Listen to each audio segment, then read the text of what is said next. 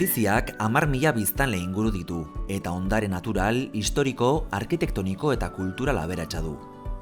Goierriren erdigunean kokatzen da. Hala ere, baiaran sartu aurretik Ordizian bertan aukera anitza dago. Berezi egiten du herria asteazkenetako asteroko azokak eta erdiaroko hiribildu historikoak, hainbat eraikin eta monumentu adierazgarri baititu. Horrez gain, merkataritza eta ostalaritza aukera zabala dago Ordizian.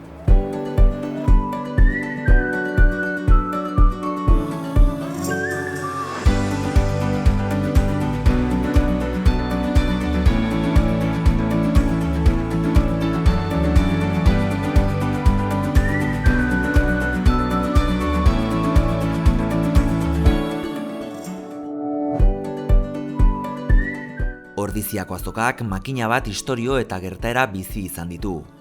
1512an herri osoa suntsitu zuen sutearen ondorioz etorri zen aldaketa garrantzitsuenetarikoa. Gaztelako Juana lehenengo eroa erreginak hiribilduari urtean zehar asteazkenero merkatu librea eta zergarik gabekoa egiteko errege baimena eskaini zionean. Hauxe da hain zuzen ere, gaur egun, alde zaharraren erdigunea den plaza nagusiaren bueltan, oraindik asteazkenero egiten den azokaren erreferentzia historiko nagusia. Oztopoak oztopo, azokak hamarkadetan aurrera egin zuen eta 18. mendean erabat finkatu zen. 1925 urtean berriz, asteazkenetako azoka babesteko asmoz, gaur egun ikus dezakegun estalkia jarri zitzaion plaza nagusiari. Itxura klasikoa duten zutabe korintiarrek eusten duten estalitako plaza bakarrenetakoa da. Mendez mende Ordiziako azoka erreferente bihurtu da nekazal produktuentzat. Azoka honek duen garrantziaz hitz egingo dugu jarraian, bertako alkatearekin. Berarekin egin dugu hitzordua. Adur, asteazkena dugu, Ordiziko azokan gaude. Zer nolako garrantzia ematen diozu zuek, udaletik, herriko asteazkenetako azoka honi? Guretzat Ordizian azoka gure nortasunan parte da, ez? Gure denean parte da dagoeneko. Ordizian sorreratik ere esaten da ia San Bartolome ermitan inguruan merkatu bat ospatzen zala, eta gero hemen ezautzen dugun hiribildua ere azokan baitan sortzen da, ez? Hasierako izena Villafranca zan horregatik, zergarik gabeko merkatu bat zalako, ez? Orduan gure bilakaera guztia azkeneko 800 urte baino gehiagotan lotuta dago azokari, eta osatu da Ordizi azoka honekin, ez? Eta gaur ere ikustea besterik ez dago, asteazkenetan ze aldaketa daukan gure herriak, ez? Ez azokagatik bakarrik, jendea hurbiltzen da, gainerako merkataritzan, egia da garai, zailak edo konplexuak bizi ditugula, baina oraindik ere jarraitzen du izaten, Ordiziaren eta Ordiziarron nortasunan zati bat, ez? Ordizia ezin da bere azoka gabe ulertu eta nik uste hori dela guretzat daukan garrantzia.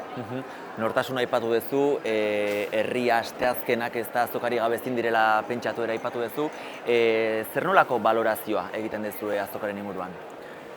Azokak orokorrean hor guztiok, azokak ditugun udalerritarri guztiek partekatzen dugu egoera bat, ez? Gaur egun bizi dugun egoera honek ere, eragiten du, ez? Salmenta zuzenean, lehen sektoreak bizi duen egoera eta baserrietan dagoen egoera ere, horrek ere eragiten digu, ez? Belaunaldi errelebo horrek, eta guri bereziki asteazkenetan izan da ere, eragiten digu nolabait esateko lanean, ez? Dagoen jende edo bezero potentzial guzti horien gana iristeko ere, zaitasunak ere baditugula, ez? Orduan, balorazioa bada, azkeneko hamarkadetako bilakara baten ikusten baldin badugu, bada hola esan dezakegu beranzko joera bat, baina egia da baita ere, oraindik ere oso bizirik dagola eta erronka garrantzitsua dela biziraupen hori bermatzea, eta gero erabat lotzea ez, disoziatuta azkeneko urtetan nik uste dut, salmenta zuzena, elikaduren kalitatea, prezioarekin ere horre sartu zaizkigu ez beste elikadura batzuk ez diala ez da ere merkeagoak ez, eta guain klima aldaketaren garai hauetan eta elikadura subirautza ere pixkate aldarrikatzen dugu garai hauetan ikusten berriro sustraiera itzuli behar gehala ez.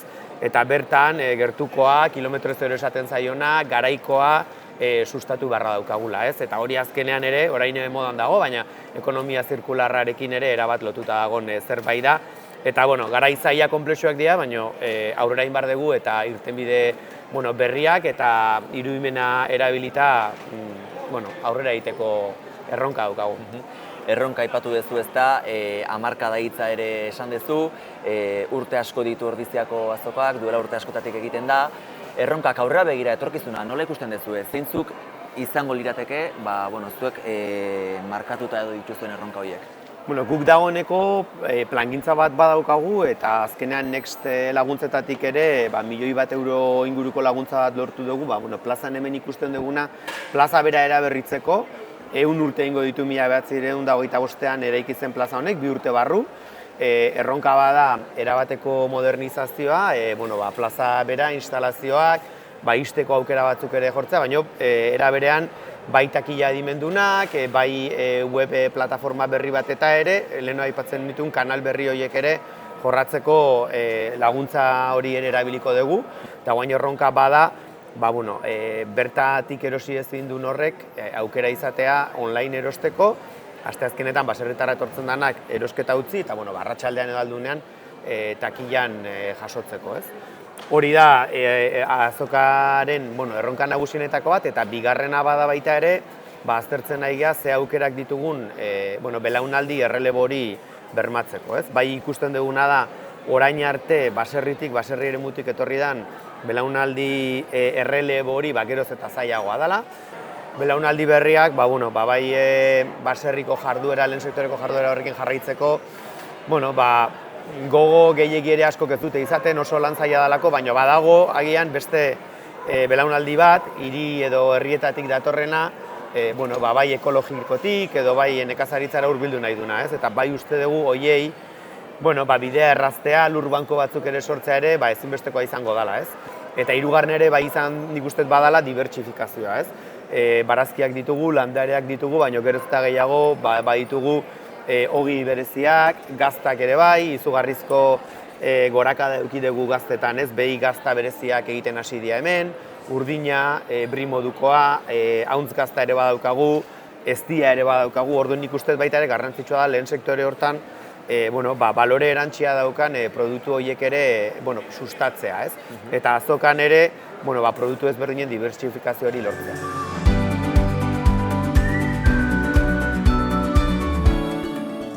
Barazkiz inguratuta gauden honetan, azaldu guzu, zer dan zuk zure postuan saltzen dezuna? Ezkenen saltzen denetik ez, urten zehar 40 bare inguru, eta hoain, iraien erdin gauden honetan, gehatzen dira tomatek, berenjenak, neguko gauzak hasi die, porruk, tipulak zeuta, lehorren saltzeko, erremolatxak, kalabazak, hain izan dezagun aldaketa garai edala. Denetik eukitzet, garaikoa, guain adibidez dauzket azelgak, horik eta berdek, borrajak, porru diela, eskarolak inazigea, rizatu, txikorik badaude, rabanito, piku diela, potxa baborrontzuri ere bai, lekaluzea, beltzare bai, denetik. Eskaintza zabala behintzat. Eskaintza zabala. Horten tomatekin eskaskabiz, baina, bestetan amabi barida eta jokitzitzetena horten, zero, ja. Gaztaz beteriko postua ikusten dugu, prest daukazula, baina, kontatu guzu zen motatako gaztak dauzkezun hemen salgai. Guk Olaberrin esne behiak dauzkagu, ekologikoan, eta esne horrekin egiten ditugu gazta mota ezberdinak. Egiten dugu gazta bat, mami biguneko gazta bat, beste bat erdi ondue, da gazta mantekoso bat 3 aste dituna, kasu honetan, gazta laktiko bat, beste matiz batzu dauzkana, eta gero gazta urdina ere bai. Eta gero gaztan bera eta gazta freskok ere bai. Azoka, Ordiziako azoka, asteazkena, zergatik aukeratu dezuzuk azokaren formatu hau zure produktuak saltzeko? Nik salmenta bide asko dauzket, azoka horietako bada, gero dendak, jatetxe, konsumo talde bat ere badauket.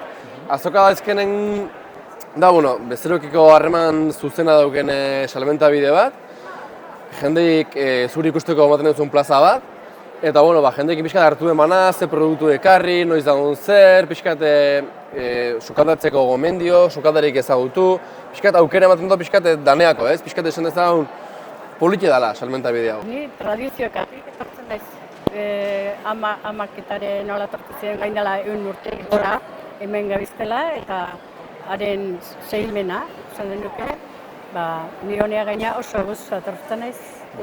Beraz, familitik datorren zerbait dela esan daiteke. Hala da, bai.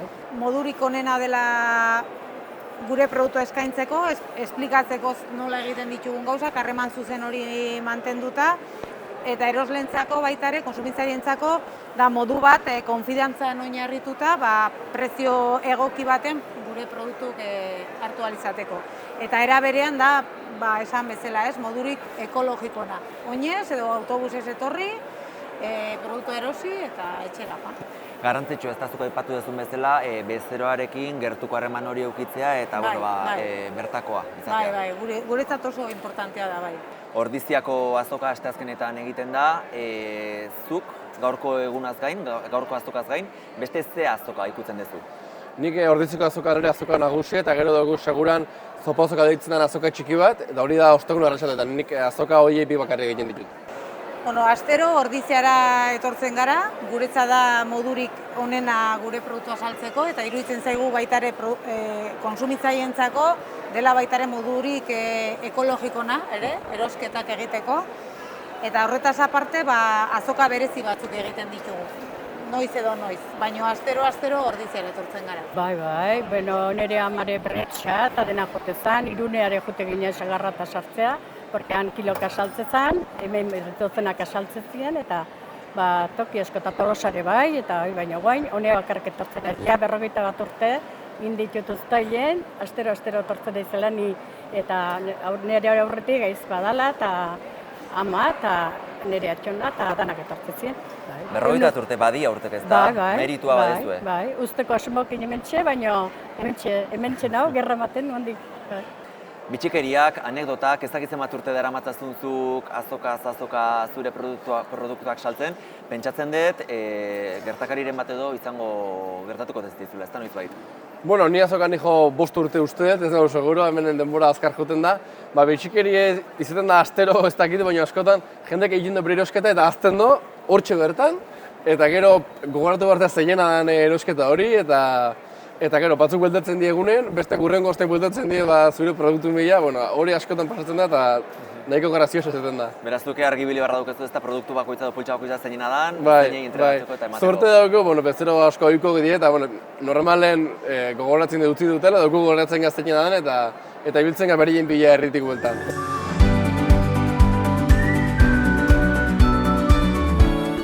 Erosketak egiten aurkitu zaitugu, zergatik erosten ez azokan?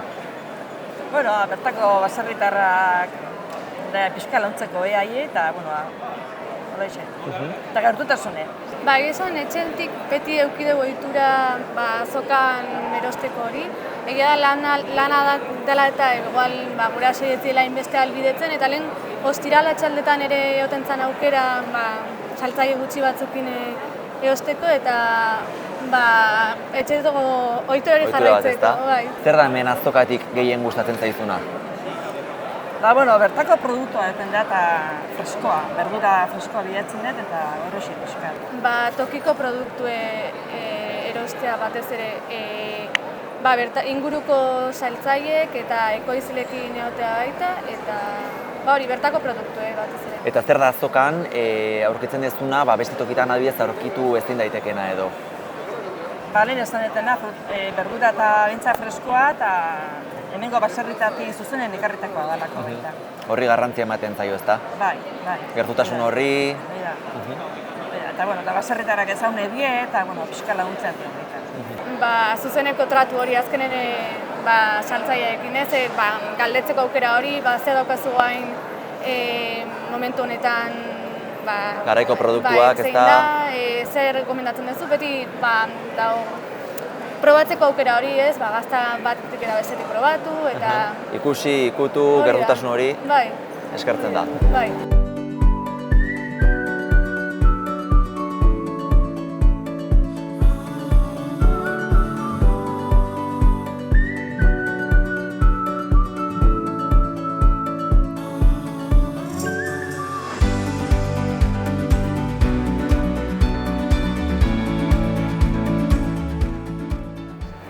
Eta behin azokan erosketak eginda, orain sukaldatzera goaz.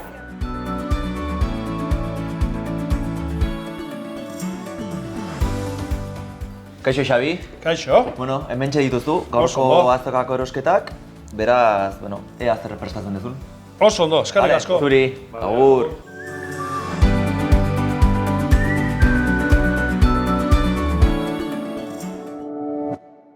Beno, ikusten dezuten bezala, dana prest daukegu barazkin menestra bat egiteko, bale? Osagaiak, erresa, hemen daukegu azalore bat, brokolia, barazkik surtido bat beti egiteko, eta hemen ja rebozauta daukegu penka batzuk eta porrue, hoia rebozauta. Orduan, hasteko erakutsiko dizuet, nola garbitu, adibidez, hauek, lekak edo bainak, gero egosteko jarriko ditugu, nahi gustatzen zait egostea dana ez batea, baizik ura baten bakoitze behar do bere denbora. Adibidez, bainak, igual, 15 minutu, azanahoriak geixego, brokolia ez segundu batzutan ja egosita dagoen, bale? Hauek jarriko dugu bola. Gero, urdaiazpikoa, ondo xetuta, mantekila pixka batekin, oliba olioa, baratxuria, eta zeta batzuk jarriko ditugu. Hor ere salda bat daukegu martxan, arrautzakin egosten, platera gero dekoratzeko. Oiola ingo ditugu, gero, adibidez, brokolia ingo ditugu gola, bere tamainan. Bueno, ikusten dezuen bezala, ja barazki guztik ja prest dauzkegu, moztuta, ja egosteko prest, bale? Bueno, ikusten dezuten bezala, ja barazkik ja dana zetituta dauzkegu, eta hasiko gea egosten azalorek, adibidez, ez? Adibidez, azalorek, netzat 10-15 minutu, brokolia 3 minutu. Atera hainbar ditugu, barazki guztik, italianok esaten duten bezala, al dente. Orduan, hasiko gea, egosten azalorea, hau egosita gero, hasiko gea, adibidez, brokoliakin, brokolia egosita gero, hasiko gea, bainakin, eta hola barazki guztik gozi arte, bale? Bueno, ikusten dezuten bezala, hemen barazki guztik ja egosita daukagu, osagaia guztik, arrautze egosita, txampiñoiek, errebozatuk, urdaiazpikoa, bueno, hasiko gea oliba oliokin, gurine, baratxuri pixkat, eta hemen bertan jarriko dugu irine. Bere saltxea pixkat loditzeko, bale? Asko ez, hola nahiko.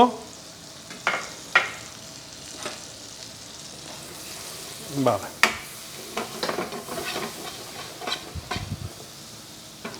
Oso ondo, guain urdaiazpikoa.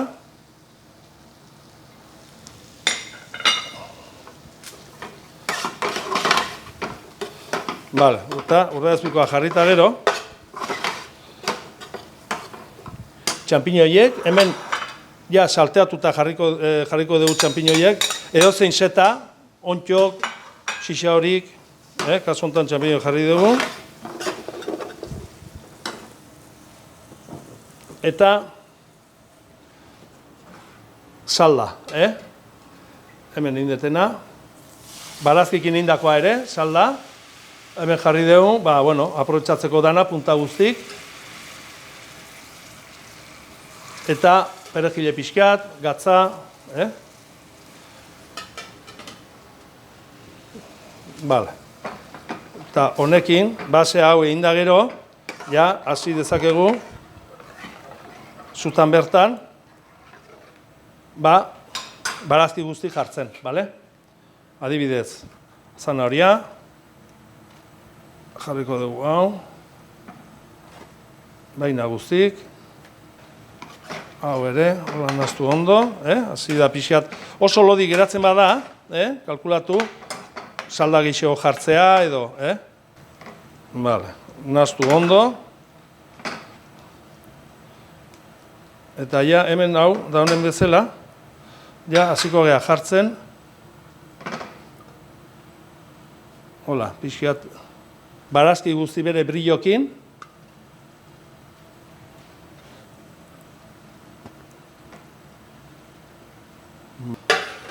Oso ondo, ikusten duzue ze kolorea, gero, hemen daukagu penkak, zue bazpare jetxingo duguen, esparragoak ere, eta azkeneko hemen hau ere arrautz bat,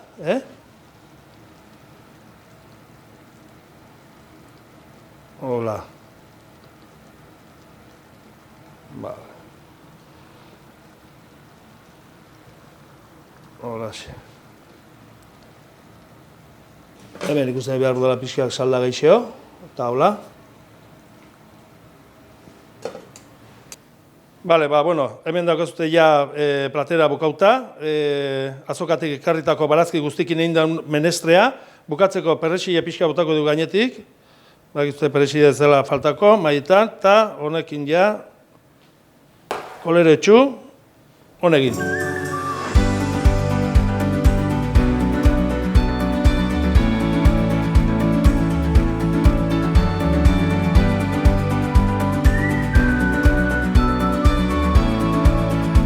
Animatu zaitezte gure merkatuetan erostera eta ondoren sukaldatzera. Ikusi duzuenez, gure azokeek 0 kilometroko produktuak eta kalitate handikoak eskaintzen dizkigute. Hauen bitartez, platerra beratsak, errazak eta azkarrak sukaldatu ditzakegu. Horrela, gure kultura eta tradizioa mantentzen jarraituko dugu. Datorren saio arte lagunok.